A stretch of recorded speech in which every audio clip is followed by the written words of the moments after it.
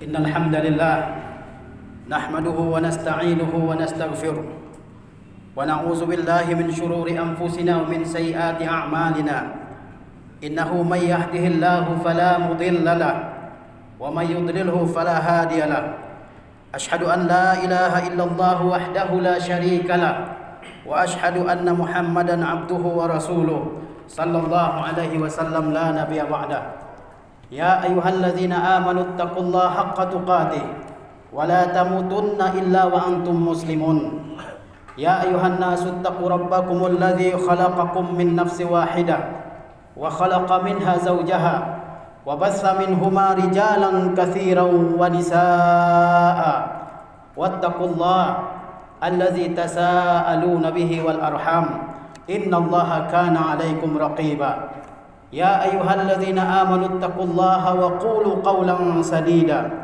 يصلح لكم أعمالكم ويغفر لكم ذنوبكم ومن يطع الله ورسوله فقد فاز فوزا عظيما أما بعد فإن أصدق الحديث كتاب الله تعالى وخير الهدى هدى محمد صلى الله عليه وسلم وشر الأمور محدثاتها وكل محدثة بدعة وكل بدعة ضلالة أما بعد فقد قال ربنا تبارك وتعالى شهر رمضان الذي أنزل فيه القرآن هدى للناس وبينات من الهدى والفرقان فمن شهد منكم الشهر فليصم ومن كان مريضا أو على سفر فعدة من أيام أخر يريد الله بكم اليسر ولا يريد بكم العسر ولتكملوا العدة ولتكبروا الله على ما هداكم ولعلكم تشكرون.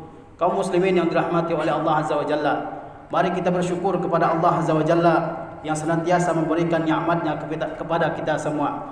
Salawat beriringan salam senantiasa kita kirimkan buat Nabi kita tercinta Muhammad sallallahu alaihi wasallam beserta keluarga, para sahabat dan juga orang-orang yang senantiasa mengikuti sunnahnya Rasulullah sallallahu alaihi wasallam di dalam kehidupan ini. Kemudian saya wasiatkan, saya pesankan kepada segenap hadirin yang berhadir di masjid yang kita muliakan ini untuk senantiasa mempertahankan ketakwaan diri kita kepada Allah Azza wa Jalla dan berusaha, berupaya semaksimal mungkin untuk meningkatkan ketakwaan diri kita kepada Allah Azza wa Jalla dengan mengerjakan apa yang Allah perintahkan dan menjauhi apa yang dilarang oleh Allah Azza wa Jalla, mengerjakan apa yang diperintahkan oleh Rasulullah dan menjauhi apa yang dilarang oleh Rasulullah SAW. Tidaklah Allah memerintahkan sesuatu kepada kita, tidaklah Rasulullah SAW memerintahkan sesuatu kepada kita, melainkan terdapat di balik perintah tersebut berbagai macam kebaikan bagi kita di dunia dan di akhirat. Demikian pula larangan Allah dan Rasulnya. Semua larangan membawa mudarat dan kerugian bagi kita di dunia dan di akhirat. Kaum muslimin yang dirahmati oleh Allah Azza wa Jalla, maza ta'allamna min Ramadan? Apa pelajaran yang telah kita ambil, yang akan kita ambil dari bulan Ramadan yang baru saja berlalu dari hadapan kita semua? Allah Azza wa Jalla telah menerangkan tentang ahkamus siyam wa fiqhuhu, tentang hukum-hukum puasa dan fikih-fikih terkait puasa di dalam Al-Qur'anul Karim. Seperti ayat yang kita bacakan tadi, syahrul Ramadan allazi unzila fihil Qur'an, bulan Ramadan yang pada bulan tersebut Allah turunkan Al-Qur'an, dan seterusnya. Di situ Allah Azza wa Jalla menerangkan tentang hukum-hukum terkait puasa, tentang al-azaim, yaitu hukum-hukum yang berkaitan dengan al-wajibat, kewajiban-kewajiban, wal manhiyat, dan larangan-larangan. Dalam ayat tersebut juga Allah sebutkan tentang rukhas, keringanan-keringanan yang Allah berikan kepada orang-orang tertentu untuk tidak mengerjakan ibadah puasa. Kemudian Allah Subhanahu wa taala memerintahkan kita semua untuk mengagungkan Allah, membesarkan nama Allah, walitukabbirullaha ala ma hadakum, agar kalian semua membesarkan nama Allah, mengucapkan Allahu Akbar atas petunjuk yang Allah berikan kepada kalian.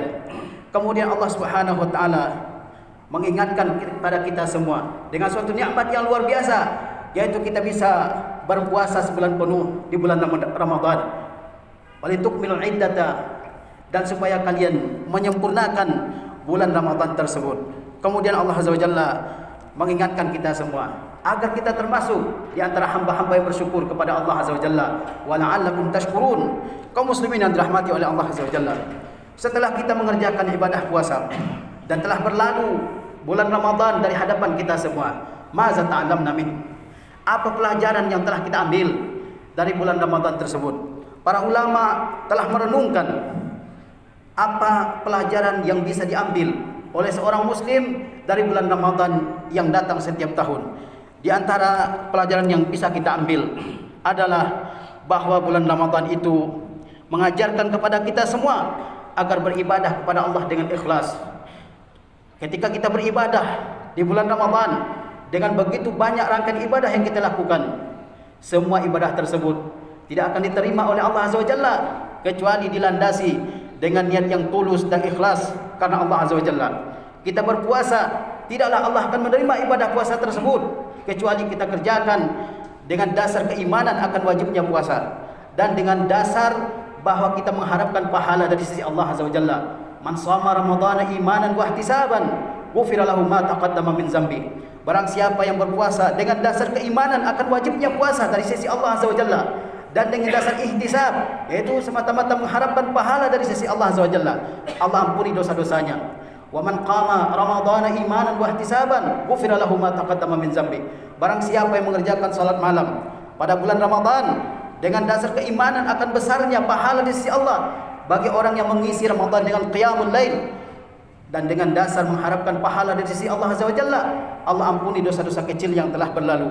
Demikian pula kata Rasulullah, "Wa man qama lailatal qadri imanan wa ihtisaban, ghufira lahu ma taqaddama min zambi." Barang siapa yang mengisi malam Lailatul Qadar dengan mengerjakan ibadah qiyamul lail, Allah ampuni dosanya yang telah berlalu dengan syarat dia adalah orang yang mengerjakan qiyamul lail pada saat Lailatul Qadar dengan dasar keimanan kepada Allah Azza wa Jalla akan adanya malam Qadar, akan besarnya pahala malam Qadar, dan dengan dasar ihtisab mengharapkan pahala dari sisi Allah Azza wa Jalla.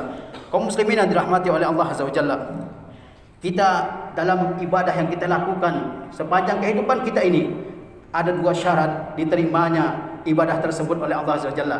Syarat yang paling penting adalah kita semua ikhlas mengerjakannya semata-mata karena Allah Azza wa Jalla. Dan syarat yang kedua adalah kita mengikuti Nabi sallallahu alaihi wasallam dalam mengerjakan ibadah yang kita lakukan tersebut. Begitu pula dengan puasa. Kata Rasulullah sallallahu alaihi wasallam, "Kullu amali ibni Adam lahu illa shaum fa innahu li wa ana ajzi bihi." Rasulullah sallallahu alaihi wasallam meriwayatkan sebuah hadis qudsi dari Allah Azza wa Jalla, di mana dalam hadis tersebut Allah berfirman, setiap amal anak Adam ada pahala-pahala tertentunya kecuali puasa. Tidak ada batasan tertentu untuk puasa. Fa innahu li, kata Allah Azza wa Jalla, sesungguhnya ibadah puasa itu khusus untukku, wa ana ajzi bihi, dan aku yang langsung membalasnya. Kenapa? Karena begitu besarnya keagungan, keutamaan bulan Ramadan di sisi Allah Azza wa Jalla. Dan puasa adalah ibadah sir, ibadah yang rahasia, tidak ada yang melihatnya. Sebagaimana ikhlas atau tidaknya seseorang, tidak ada yang mengetahuinya kecuali Allah Azza wa Jalla. Dan puasa tidak ada yang mengetahuinya kecuali Allah Azza wa Jalla dan orang yang melakukannya. Oleh sebab itu para ulama mengatakan, ma'ubidallah bi'akhfa minas shaum. Tidaklah Allah Azza wa Jalla diibadahi dengan suatu ibadah yang lebih tersembunyi daripada puasa.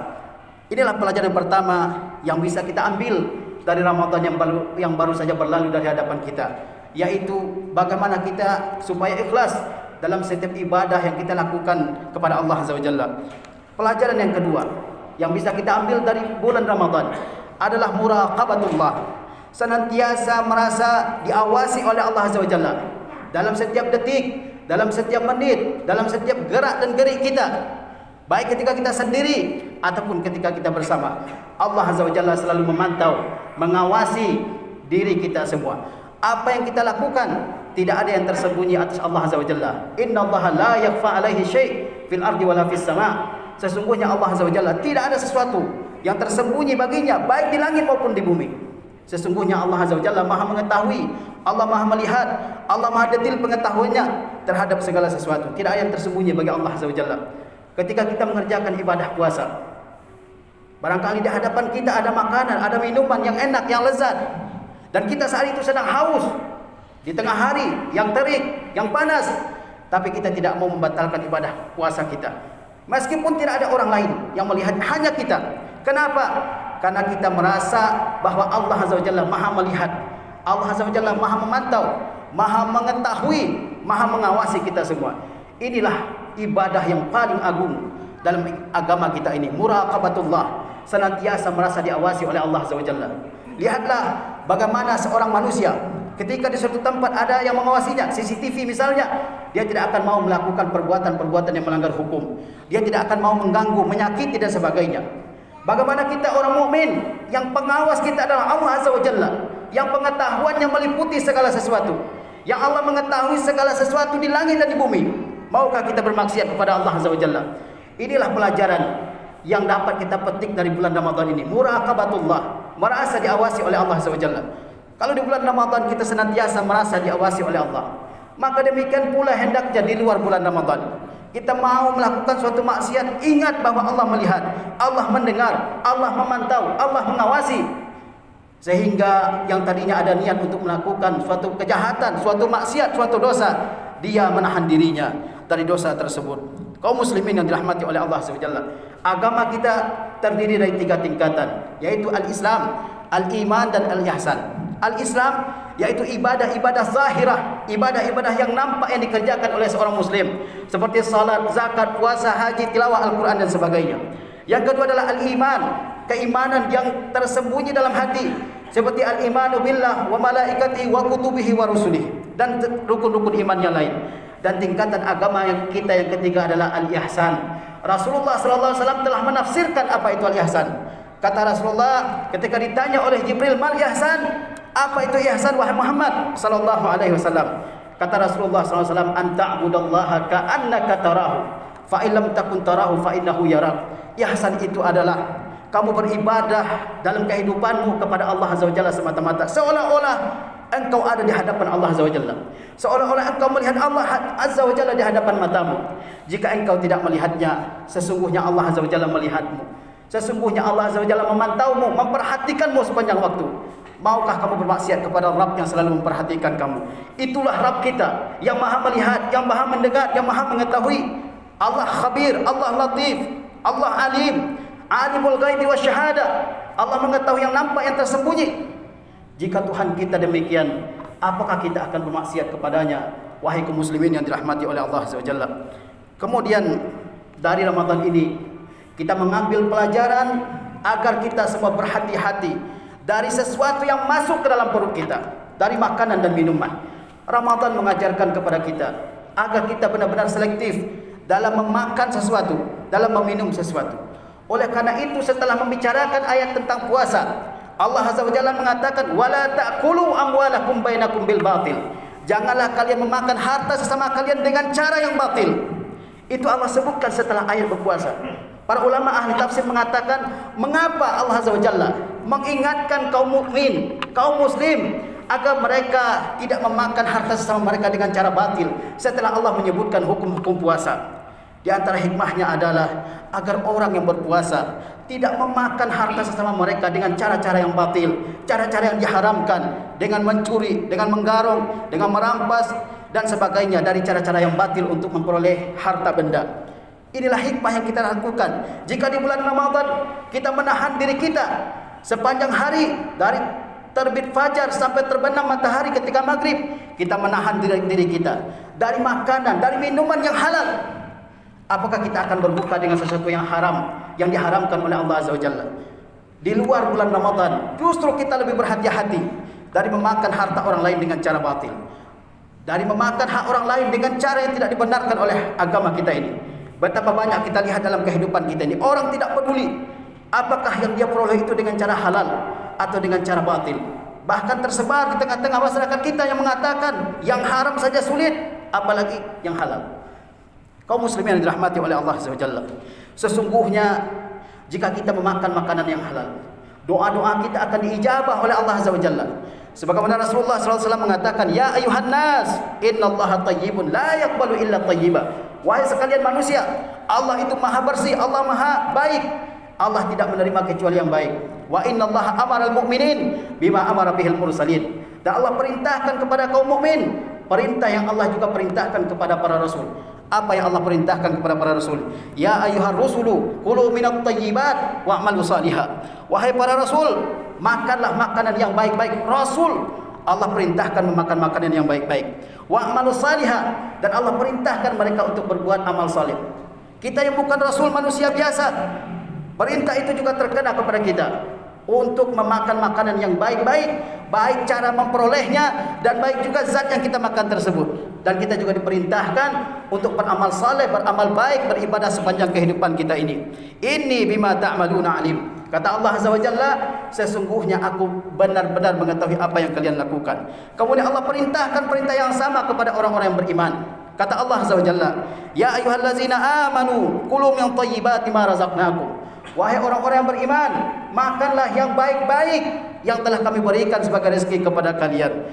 Kemudian Rasulullah SAW setelah menyebutkan dua ayat tersebut, Rasulullah SAW kemudian menyebutkan seseorang. Dia melakukan perjalanan yang panjang, safar yang jauh, rambutnya kusut, berdebu. Lalu dia berdoa kepada Allah Azza wa Jalla, memohon sesuatu kepada Allah Azza wa Jalla, orang yang dalam perjalanan ini. Tetapi makanannya dari makanan yang dia peroleh dengan cara yang haram. Minumannya dia peroleh dengan cara yang haram. Pakaian yang dia pakai dia peroleh dengan cara yang haram. Dia mengangkat tangannya ke langit. Ini orang memiliki salah satu asbabu ijabati doa, memiliki salah satu sebab dikabulkannya doa, yaitu dia dalam perjalanan jauh ia untuk menempuh suatu tempat. Tapi Allah Azza wa Jalla tidak terima doanya. Barangkali di antara sebab doa seseorang tidak diterima oleh Allah di zaman kita ini adalah karena makanannya, karena minumannya, karena pakaiannya, karena usahanya tidak dihalalkan oleh Allah Azza wa Jalla. Dia mengangkat tangannya ke langit.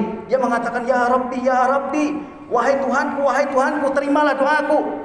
Namun Allah Subhanahu wa taala tidak terima doanya. Fa anna yustajaba lahu, kata Rasulullah. Bagaimana doa orang ini akan diterima oleh Allah Azza wa Jalla sementara makanan, minuman, pakaian, usahanya adalah usaha yang diharamkan oleh Allah Azza wa Jalla. Dari bulan Ramadan ini kita belajar untuk al-muhafazatu 'ala salawatil khamsi, untuk menjaga pelaksanaan salat 5 waktu. Lihatlah di bulan Ramadan, masjid-masjid, musala-musala penuh semuanya dengan orang yang ingin melaksanakan salat 5 waktu. Apakah di luar bulan Ramadan masih seperti itu? Bukankah Rabb yang kita sembah di bulan Ramadan juga Rabb yang kita sembah di luar bulan-bulan Ramadan? Rabbnya sama. Kenapa hanya Ramadan masjidnya penuh dengan orang-orang yang mengerjakan salat? Mestinya kita sebagai kaum muslimin mengerjakan, memelihara, menjaga salat sepanjang waktu dalam kehidupan kita ini. Bukankah Allah Azza wa Jalla mengatakan hafizu 'ala salawati was salatil wusta wa qumu lillahi qanitin. Jaga oleh kalian salat dan jaga pelaksanaan salat asar, dan berdirilah kalian dengan penuh tunduk kepada Rabb kalian. Dari Ramadan ini kita juga belajar agar kita senantiasa melaksanakan qiyamul lail, melaksanakan salat malam. Bukankah di antara ciri-ciri orang-orang yang bertakwa kepada Allah Azza wa Jalla adalah orang-orang yang senantiasa melaksanakan salat malam? Kata Allah Azza wa Jalla, tatajafa junubuhum 'anil madaji'i yad'una rabbahum khaufan wa tama'a wa mimma razaqnahum yunfiqun. Orang-orang yang bertakwa itu Allah sebutkan ciri-ciri mereka. Apa ciri-cirinya? Tatajafa junubuhum 'anil madaji', di mana lambung-lambung mereka jauh dari tempat tidurnya, yakni mereka melewati malam-malam mereka dengan beribadah, dengan qiyamul lail kepada Allah Azza wa Jalla. Kemudian yad'una rabbahum khaufan wa tama'a, mereka berdoa kepada Rabb mereka Allah Azza wa Jalla dengan penuh harap dan dengan penuh cemas. Dia berharap agar Allah menerima doanya, dan dia ada kekhawatiran Allah tidak menerima doanya. Wa mimma razaqnahum yunfiqun, dan dari rezeki yang kami berikan kepada mereka sebagiannya mereka infakkan. Allah Azza wa Jalla menyebutkan di antara ciri-ciri orang al-muhsinin, orang-orang yang berbuat baik sepanjang kehidupannya. Apa ciri-cirinya? Wabil ashari hum yastaghfirun. Di waktu sahur, yakni di bagian terakhir dari malam menjelang subuh, orang-orang muhsinin apa pekerjaannya? Apakah mereka tidur? Apakah mereka ngorok di saat itu? Kata Allah, wabil ashari hum yastaghfirun, dan di waktu sahur mereka memohon ampun kepada Allah Subhanahu wa taala. Bulan Ramadan juga mengajarkan kepada kita agar mulazamatil mushaf, agar kita senantiasa melazimi mushaf ini, dekat dengan mushaf, dengan Al-Qur'anul Karim. Di bulan Ramadan kita senantiasa berlomba-lomba untuk mengkhatamkan sekian kali. Apakah di luar Ramadan kita masih seperti itu? Bukankah para ulama berijtihad membagi Al-Quran itu menjadi 30 juz? Apa rahasianya? Agar orang yang malas membaca Al-Quran minimal dalam sebulan mereka mengkhatamkan Al-Quran satu kali. Karena dalam sebulan ada 30 hari.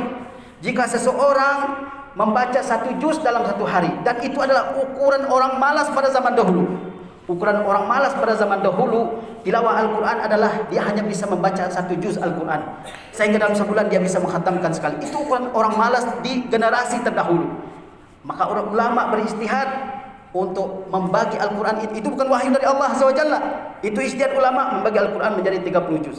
Supaya orang yang malas tetap menghatamkan Al-Quran 1 kali dalam 1 bulan.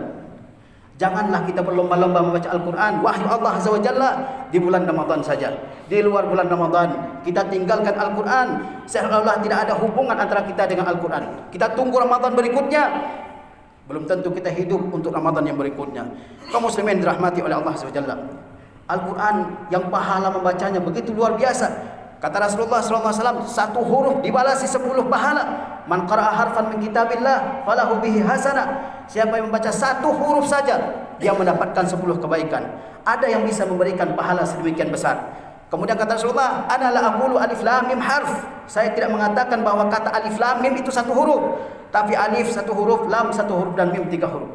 Alif lam mim saja kita baca, kita memperoleh paling tidak 30 pahala. Ramadan juga mengajarkan kepada kita agar kita senantiasa birrul walidain wasilatul arham, agar kita senantiasa berbakti kepada ibu bapak kita, agar kita senantiasa menjalin tali kekerabatan kita. Lihatlah bagaimana di bulan Ramadan ini seorang anak yang merantau berupaya, bersusah payah untuk datang, untuk kembali ke kampung halamannya, agar bisa berkumpul dengan ibu bapaknya, agar bisa menikmati berbuka walaupun sekali dengan ibu bapaknya. Ini nikmat yang luar biasa. Lihatlah bagaimana seorang saudara mengundang saudaranya laki-laki maupun perempuan agar berbuka di rumahnya. Yang tadinya bercerai-berai, yang tadinya berpisah-pisah di suatu tempat dengan tempat yang lain, mereka berkumpul, menjalin keakraban bersama mereka. Rumah yang tadinya sepi menjadi ramai, menjadi penuh dengan kebahagiaan, sukacita. Itu nikmat yang luar biasa dari Allah Azza wa Jalla. Barang siapa yang ingin umurnya dipanjangkan, barang siapa yang ingin rezekinya dilapangkan oleh Allah Azza wa Jalla, maka berbaktilah kepada kedua orang tuanya dan sambunglah silaturahimnya. Kata Rasulullah SAW, man ahabba an yubsata lahu fi rizqihi wa an yunsa'a lahu fi atharihi falyasil rahimahu. Barang siapa yang ingin dilapangkan rezekinya, siapa yang tidak ingin rezekinya melimpah ruah, wa an yunsa'a lahu fi atharihi, dan barang siapa yang ingin dipanjangkan umurnya, rezeki lapang, umur panjang, itu adalah impian setiap umat manusia. Apa resep yang diberikan oleh Rasulullah kepada kita? Wal yasil rahimahu, hendaklah dia menyambung tali kekerabatannya.